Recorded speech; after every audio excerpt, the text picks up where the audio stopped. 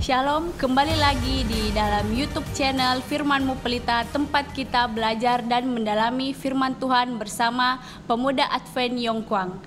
Bersama saya Chelsea Junita dan sahabat pemuda kita Vika Luli. Bagaimana kabar Vika? Puji Tuhan baik. Baik, puji Tuhan. Dan di sebelah sana ada Pendeta Glenn Sakul. Apa kabar Pendeta? Sehat-sehat Chelsea. Kalau Chelsea bagaimana kabar? Baik Pendeta, puji Tuhan. Sehat-sehat. Baik, sebelum kita memulaikan pelajaran Alkitab kita, saya meminta Saudari Vika untuk memimpin kita dalam doa. Baik, mari kita satu dalam doa.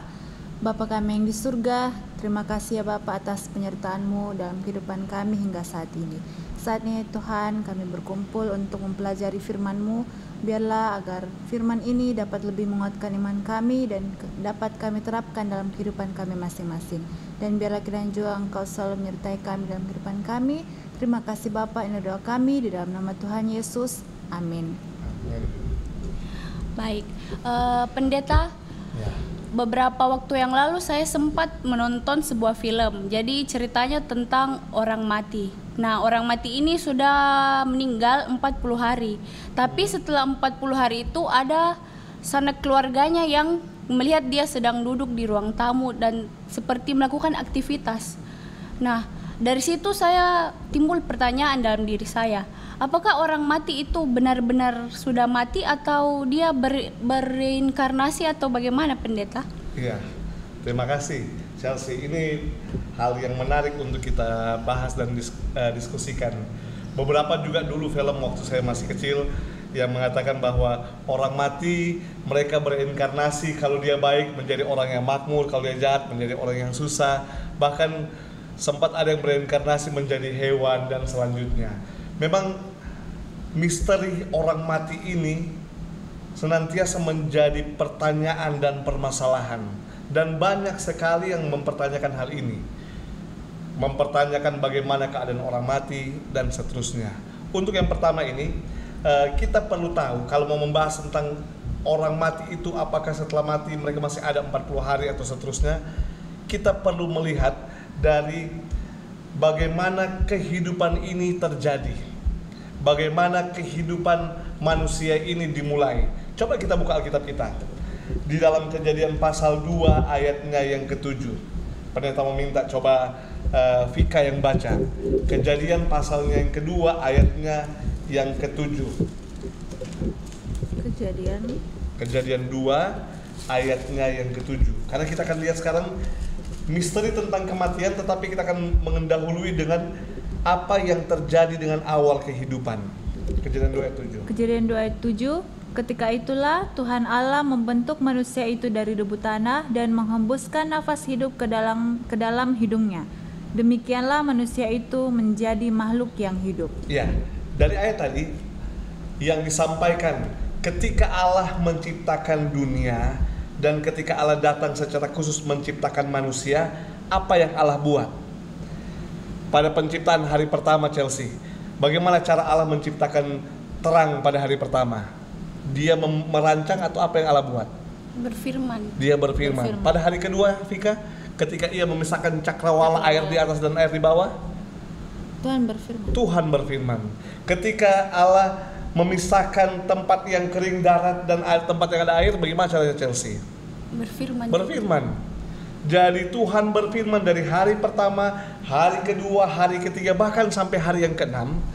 Ketika Tuhan menciptakan hewan-hewan yang berada di darat, binatang berkaki 4 yang ada di darat, Tuhan berfirman dan jadi. Nah, ketika Tuhan mau menciptakan manusia, apa yang Tuhan buat di ayat 7 tadi? Apa yang disampaikan di ayat 7 tadi? Membentuk manusia itu. Allah tidak berfirman langsung jadi, tapi Allah buat spesial. Apa itu? Allah bentuk manusia dari apa? Debu dan tanah. Dengan apa? Tangannya sendiri dia bentuk. Dari debu dan tanah. Dan selanjutnya apa yang terjadi di ayat 7 tadi? Ia menghembuskan. Dan ketika ia menghembuskan nafas, apa yang terjadi? Apa yang dia buat tadi, dia bentuk tadi menjadi apa? Makhluk hidup. Inilah cara Tuhan ketika menciptakan manusia. Awal kehidupan. Jadi kalau mau bilang kasih rumusnya begini. Debu tanah ditambah dengan nafas hidup sama dengan apa? Manusia yang Iya. manusia yang hidup. Kalau kita putar debu tanah kurang nafas, ada manusia yang hidup? Tidak ada. Tidak ada. Jadi kalau kehidupan adalah debu tanah tambah nafas dari Allah, nafas kehidupan dari Allah, itu adalah kehidupan. Kalau kematian, debu tanah kurang apa? Kurang nafas kehidupan. Ini rumusnya, debu tanah atau yang sekarang kita bisa sebut dengan tubuh ditambah dengan apa? Nafas dari Tuhan. Allah menghembuskan nafas kepada debu tanah itu dan dia menjadi ciptaan yang hidup, menjadi makhluk kehidupan. Jadi inilah yang menjadi kira-kira yang menjadi asal mula kehidupan. Asal mula kehidupan.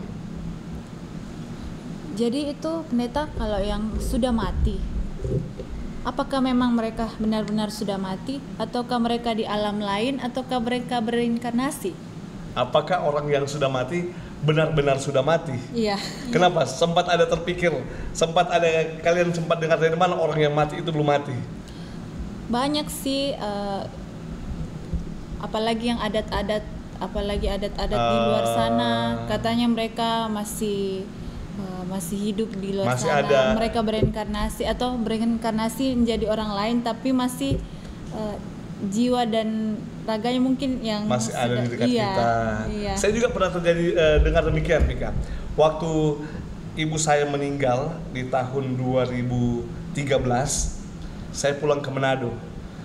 Setelah acara penguburan itu hari Jumat, malam minggunya ada beberapa orang datang ke rumah. Sementara di rumah ada yang mengatakan begini kepada salah satu keluarga saya, bilang, kesian, Glenn sana sangat disayangi mamanya. Itu orang yang tanya, kenapa? Itu sana mamanya di sampingnya. Pertanyaan menarik, apakah orang yang mati itu memang benar-benar mati atau mereka hanya berpindah dunia? Iya. Berpindah dunia. Coba kita lihat apa kata firman Tuhan. Kita sekali lagi harus lihat apa kata firman Tuhan. Coba kita buka dalam Pengkhotbah pasal 9. Kita minta kalian buka Pengkhotbah pasal 9 ayatnya yang kelima. Pengkhotbah pasal 9 ayatnya yang kelima. Boleh dibaca? Pengkhotbah 9 ayat 5. Karena orang-orang yang hidup tahu bahwa mereka akan mati, tetapi orang yang mati tak tahu apa-apa. Tak ada upah lagi bagi mereka, bahkan kenangan kepada mereka sudah lenyap. Nah, ayat ini katakan apa? Orang yang hidup tahu bahwa mereka akan mati. Pasti akan ada kematian. Kenapa akan ada kematian, Chelsea? Karena Tuhan akan datang kembali. Apa yang menyebabkan sampai kematian itu ada di dunia? Apakah Tuhan merancangkan kematian? Tidak. Tidak. Kalau Vika, apa yang menyebabkan hal itu, Vika? Mungkin karena memang Tuhan sudah tahu kita akan mati. Atau Ya. Ayat ini dikatakan bahwa manusia tahu yang hidup tahu akan mati. Kenapa? Karena dosa. Masih ingat? ya, Pada cerita Kejadian, Tuhan mengatakan semua pohon dalam taman ini boleh kamu makan buahnya. Tetapi pohon yang ada di tengah taman jangan kamu makan, karena pada saat kamu makannya kamu akan apa? Mati. Ayat ini mengatakan orang yang hidup tahu bahwa mereka akan mati, karena sudah sejak keturunan pertama kematian itu ada. Namun kalimat selanjutnya, tetapi orang yang mati tahu atau tidak? Tidak. Mereka tidak tahu apa-apa. Orang mati itu tidak tahu apa-apa. Bahkan dikatakan kenangan yang ada pada mereka sudah apa? Lenyap. Hilang, lenyap. Coba baca ayat yang ke-6. Ayat yang ke-6 dari Pengkhotbah pasal 9 ini. Ayat yang ke-6, baik kasih mereka maupun kebencian dan kecemburuan mereka sudah lama hilang, dan untuk selama-lamanya tak ada lagi bahagian mereka dalam segala sesuatu yang terjadi di bawah matahari. Nah, ini baik kasih mereka, kebencian mereka, dendam mereka, amarah mereka. Jadi ketika ada orang yang menyampaikan ke saya begitu, katanya mamanya tadi masih ada dekat-dekat. Saya dengar, saya tertawa. Tapi bagi orang katanya dia lihat. Tapi saya tidak percaya hal ini, karena firman Tuhan sudah katakan kasihnya itu tidak ada lagi. Dendamnya itu tidak ada lagi di sana. Bahkan ayat 6 ditutup dengan apa? Dan untuk selama-lamanya tidak ada lagi bahagian mereka dalam segala sesuatu yang terjadi di mana? Di bawah matahari. Berarti kalau orang mati masih ada di bumi tidak? Tidak. Masih ada tidak? Tidak ada toh? Apa Vika mau tanya tadi? Nah, lanjut. Saya mau tanya sih. Ya. Jadi yang waktu Sir bilang tadi yang mamanya Sir meninggal, yang orang lain lihat itu siapa itu Sir? Yang Siapa di yang orang sebelahnya lihat? Sir Itu menarik gitu. Karena begini. Apakah jin yang menyerupai atau bagaimana Sir? Karena begini, dunia orang mati itu menjadi misteri dan dunia orang mati itu digunakan oleh iblis untuk menipu dayakan manusia. Sama seperti tipu muslihat, Tuhan sudah bilang dengan jelas kepada manusia yang pertama, di saat engkau memakannya, engkau hidup atau mati? Mati. Tapi coba kita lihat dalam Kejadian pasal 3. Kejadian pasal 3.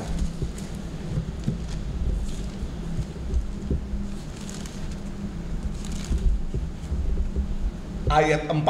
Coba baca. Kejadian 3 ayat 4. Tetapi ular itu berkata kepada perempuan itu, sekali-kali kamu tidak akan mati. Akan mati atau tidak? Kata ular. Tidak akan mati. Tipu muslihat, dan tipu muslihat itu mempengaruhi ciptaan yang pertama ini, mempengaruhi manusia ini sehingga tidak percaya kepada Allah. Tidak percaya kepada Allah. Maka mereka memakan buah yang dilarang. Dan kematian masuk ke dunia ini oleh karena pelanggaran tidak menurut kepada Allah. Hal yang sama bisa digunakan oleh siapa? Iblis untuk misteri akan keadaan orang mati. Sama seperti raja yang pertama Israel siapa? Chelsea? Raja Israel pertama. Masih ingat atau lupa ini? Sebelum Daud. Lupa Sir. Vika masih ingat? Raja Saul. Ketika dia sudah depresi, sudah stres, bagaimana? Saya mau bertanya kemana? Saya mau bertanya untuk menerima pertimbangan dari mana? Samuel sudah mati. Apakah Raja Saul tahu keadaan ini? Tahu. Orang mati tidak tahu apa-apa. Tetapi pikirannya dipengaruhi oleh iblis sehingga tidak ada lagi akal jernih yang ada padanya. Dia datang kepada perempuan di Endor. Untuk apa? Mau panggil Samuel datang. Yang datang Samuel atau tidak? Bukan. Kita baca cerita, bukan. Tetapi yang datang kepada Saul saat itu Samuel, wujud Samuel. Tetapi bukan Samuel. Ingat, orang mati tahu apa-apa? Tidak tahu apa-apa. Bahkan tidak ada bagian mereka lagi di bawah matahari di bumi ini. Hanya pemikirannya Saul ini yang sudah istilahnya kacau. Sampai dia percaya itu Samuel yang datang. Kalau kita baca kembali ke ayatnya yang ke-9 dan 10 dari Pengkhotbah pasal 9 tadi. Coba kita buka Pengkhotbah pasal 9 tadi.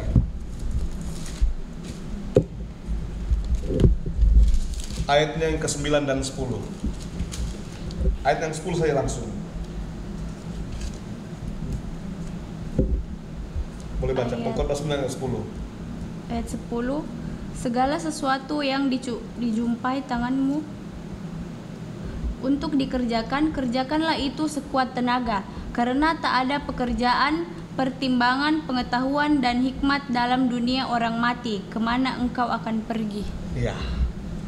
Jadi kembali mempertegas bahwa orang mati tidak tahu apa-apa, tidak ada bagian di dunia ini, tidak ada pertimbangan, tidak ada hikmat kepada mereka. Kenapa? Rumus tadi.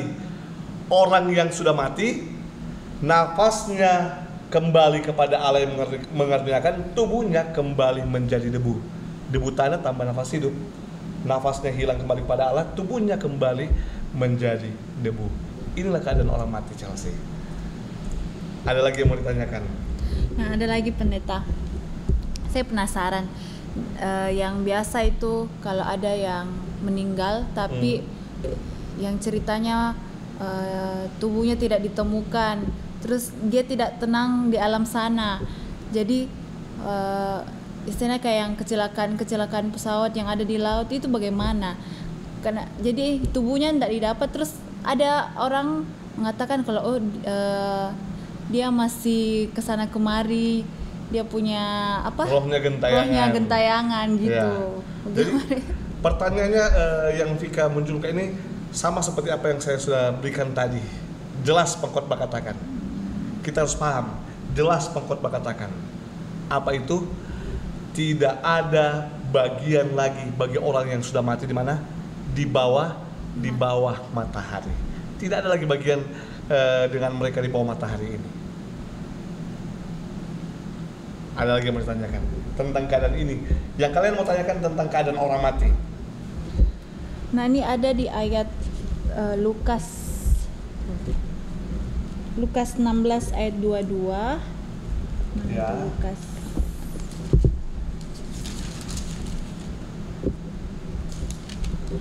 Lukas 16 ayat 22. Gimana? Bunyinya, kemudian matilah orang miskin itu, lalu dibawa oleh malaikat-malaikat ke pangkuan Abraham. Apakah kematian orang benar langsung ke surga atau bagaimana? Nah, menarik ini pertanyaan. Kenapa pendeta bilang menarik? Karena ada janji dalam firman Tuhan yang mengatakan kalau kita melakukan apa yang Allah kehendaki, maka Allah akan mengaruniakan kehidupan yang kekal. Kalau kita setia, Tuhan mengaruniakan kehidupan yang kekal. Apakah, ini pertanyaan Vika kalau pendeta mau rumuskan, apakah kalau kita setia dan kita mati langsung ke sorga? Karena ayat ini yang Vika sudah baca tadi, bahwa orang miskin dalam cerita ini, kalau kita baca latar belakangnya, itu termasuk orang yang diperhitungkan dikasih oleh Tuhan. Maka dia ke pangkuan Abraham. Apakah sudah ada di sorga? Coba kita baca ayat yang pertama. Pengkhotbah 12 ayat 7. Siapa yang membaca itu? Kalau yang satu sudah baca, kita siap-siap dalam Pengkhotbah 2 ayat 29. Pengkhotbah. Vika saja baca nanti. Pengkhotbah 12 ayat 7. Chelsea Kisah, ya. Pengkhotbah 12 ayat 7. Dan debu kembali menjadi tanah seperti semula, dan roh kembali kepada Allah yang mengaruniakannya. Sekali lagi penekanan ayat ini jelas. Bahwa apa? Orang yang mati itu tubuhnya kembali menjadi tanah. Langsung ke surga walaupun dia sudah benar. Ayat ini langsung tubuhnya langsung kembali menjadi debu. Ayat selanjutnya yang mau menjelaskan, Chelsea. Kisah pasal 2:29. Silakan baca. Kisah pasal 2 ayatnya yang ke-29. Ayat 29. Saudara-saudara, aku boleh berkata-kata dengan terus terang kepadamu tentang Daud, bapa bangsa kita. Ia telah mati dan dikubur, dan kuburannya masih ada pada kita sampai hari ini. Pendeta mau tanya, Daud orang benar? Ya. Daud dikasihi Tuhan? Ya. Sekalipun Daud punya banyak kesalahan, sekalipun Daud punya banyak pelanggaran, tetapi Daud dihitung sebagai orang yang dikasihi Tuhan. Apakah Daud sudah ada di sorga? Ada di sorga? Ya. Ayat tadi, coba baca lagi ayat tadi. Ada di pangkuan. Baca lagi ayat tadi. Ayat tadi. Kisah 2 ayat 29. Bagian akhir, coba lihat apa ayat tadi tentang Daud. Ia telah mati dan dikubur, dan kuburannya masih ada pada kita sampai hari ini. Kuburannya masih ada sampai pada saat ini. Artinya tubuhnya sudah kembali menjadi debu dan tanah dan ada. Daud tidak langsung ke sorga. Nafasnya yang kembali kepada Allah. Kan pendeta sudah bilang tadi, orang mati itu tubuhnya kembali menjadi debu dan tanah. Nafasnya kembali kepada Allah yang mengaruniakan. Jadi Daud yang benar, Daud yang dikasih, Daud yang hebat, Daud yang merupakan garis keturunan Mesias di mana Yesus lahir, kuburannya masih ada sampai saat ini. Artinya Daud pun yang terhitung benar tidak langsung ke sorga ketika ia mati. Karena orang mati itu tubuhnya kembali menjadi tanah, nafas yang kembali kepada Bapa. Itu dia. Ya. Ada lagi yang mau ditanyakan? Jadi pendeta, kan Tuhan sudah berjanji untuk membangkitkan. Ya. Nah, kapan orang mati akan dibangkitkan. Kapan orang mati akan dibangkitkan? Kalau menurut Chelsea pendapat informasi, kapan orang mati akan dibangkitkan? Kalau menurut saya Sir, bakalan lama. Bakalan lama? Iya. Lamanya itu kapan? Mungkin Yesus datang. 1000 tahun ke depan Sir, atau 2000 1000 tahun ke depan? 2000 tahun ke depan, tidak ada yang tahu. Coba kita baca 1 Tesalonika 4 ayat 15. 1 Tesalonika 4 ayat 15. Kita buka kitab kita.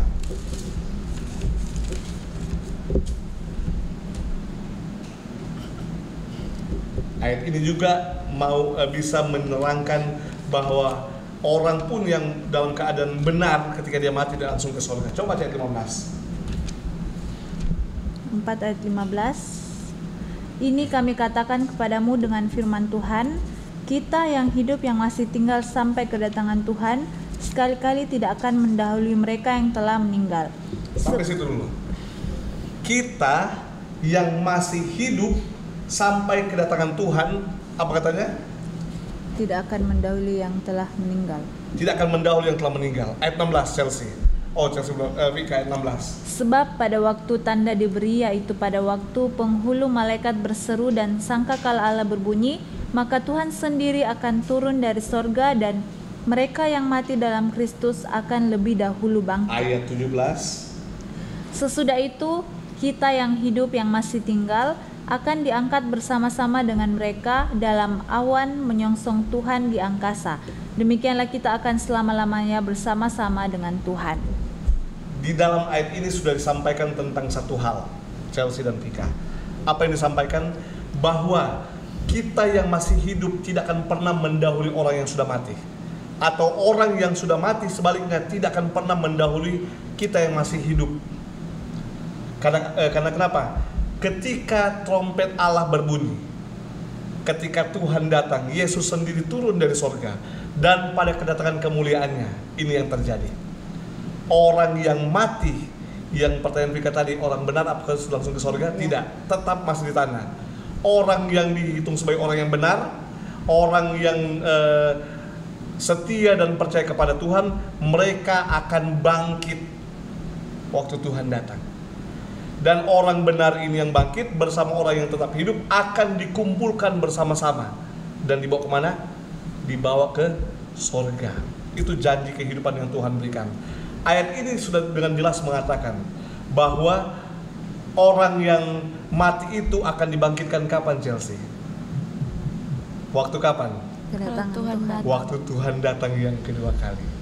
Jadi ini janjinya. Jadi kalau dengan ayat ini, dengan janji ini, kita harus tahu pasti. Apa kepastiannya? Bahwa orang yang mati itu tidak ada di dekat kita. Orang yang mati itu tidak langsung ke sorga. Orang mati itu tidak pernah gentayangan. Karena apa? Ketika dia mati, tubuh kembali menjadi tanah, nafas hidup kembali kepada Allah yang mengaruniakan. Tapi janji Tuhan pasti, Chelsea. Janji Tuhan pasti, Vika. Apa itu? Kalau Tuhan datang, orang mati ini akan dibangkitkan. Kalau pertanyaan tadi, Chelsea atau Vika yang tanya tadi? Saya. Oh, Vika yang tanya. Kalau pertanyaan tadi, kapan orang mati akan dibangkitkan? Kapan itu? Tuhan datang kedua kali. Ketika Tuhan datang kedua kali, kubur-kubur akan terbuka. Dan orang-orang yang takut akan Tuhan, setia kepada Tuhan, percaya kepada Tuhan, akan apa? Dibangkitkan. Kalau dari pelajaran kita malam hari ini, saya mau tanya Chelsea. Chelsea takut dengan hal-hal yang berbau mistis? Sebenarnya takut. Sebenarnya takut. Vika takut dengan hal-hal demikian? Iya. Kalau ayat-ayat ini sebenarnya mengajarkan kita tidak perlu takut. Kenapa? Karena orang mati itu tidak tahu apa-apa. Jangan kita takut, dia sudah meninggal. Saya mau lewat jalan ini tapi dia baru meninggal kemarin. Apalagi lewat kuburan. Lewat kuburan. Iya. Malam-malam. Dan kita takut. Tetapi ingat, setan itu ada, iblis itu ada. Orang-orang yang saya bisa memberikan penjelasan begini. Orang-orang yang melihat bahwa orang mati sana tadi jalan. Iya. Itu iblis yang pakai itu seperti orang menyerupai orang tersebut. Karena sama seperti apa? Samuel saja hamba Allah, Samuel saja utusan Tuhan, wujudnya muncul. Karena apa? Iblis yang datang.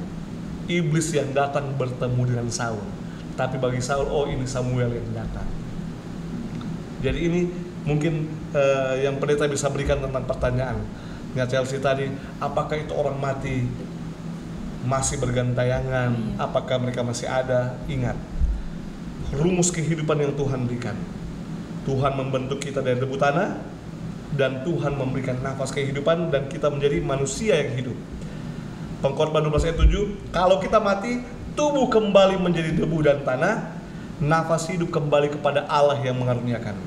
Tidak ada lagi ingatan, tidak ada lagi kenangan, tidak ada lagi cinta kasih, tidak ada lagi dendam. Kita ini terpengaruh sebenarnya dengan ajaran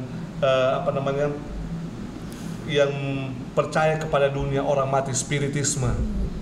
Oh, ketika dia mati, karena dia mati lagi hamil, dia jadi apa? Sundal bolong, jadi apa? Malampir, malampir apa? Ya begitu, kuntilanak. Seperti itu, dipengaruhi dengan cerita-cerita adat seperti itu. Jadi itu sebenarnya tidak ada. Tidak ada. Oh, dia mati karena dibunuh, akhirnya dia membalas dendam dulu sebelum dia kembali ke surga. Wah, hati-hati dengan ajaran spiritisme. Firman Tuhan dengan jelas menyebutkan tidak ada demikian. Orang-orang mati yang muncul di hadapan manusia saat itu iblis yang menggunakan. Iblis yang pakai dan menggunakan untuk apa? Supaya pemikiran kita tentang Allah yang hidup itu bisa kabur. Boleh jelas, Chelsea? Iya, Sir. Ika, bagaimana pertanyaan lagi? Sudah jelas. Oke. Demikianlah ruang belajar firman Tuhan. Jangan lupa like, komen, dan share ataupun subscribe di channel Firman-Mu Pelita. Kami mohon Pendeta Glenn untuk memimpin kita dalam doa. Mari kita berdoa. Ya Tuhan, ya Allah di sorga, terima kasih untuk kebenaran firman-Mu yang membuka pemikiran kami, yang dikabulkan tentang keadaan orang mati oleh karena dunia ini semakin berdosa, yang membuat ketakutan, kekhawatiran, dan kebingungan yang ada.